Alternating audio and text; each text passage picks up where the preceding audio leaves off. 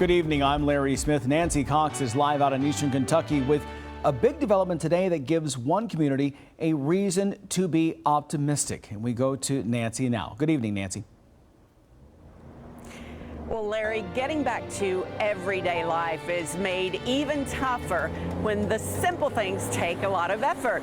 For instance, here in Isom, in Letcher County, this community's only grocery store was wiped out in the flooding, so folks have to drive miles now just for the basics. But a surprise announcement here today gave these folks a reason to feel things are looking up. After the last time in Isom, Father Jim Sitchko draws a crowd when word spreads that he's coming to town. I had not planned to come back to Isom. Moved by coverage of the town's only grocery store ruined in the flood, he donated $20,000 for cleanup. What was your gut reaction at that moment? I couldn't believe it. It's just unbelievable. He was touched again when owner Gwen Christum returned 1/10 of that money for him to help others.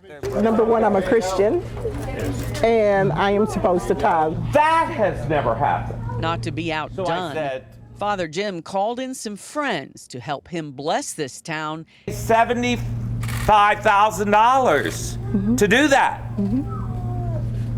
So here's the $75,000. In an even bigger way. This time, he brought $75,000 to the Isom IGA. We have to get this open so people can go back to some normalcy, so they can have their friendship and their food and their getting to know one another. And that just is something that's going to help them heal. This store means so much to our community, and these people mean so much to me. I really love them, and I want to serve them. The money will help go toward making this a signature IGA store. Father Jim says one of the best in the country. When one of us hurts, we all hurt. When one of us rejoices, we all rejoice. To be able to get the store back up will be wonderful, wonderful.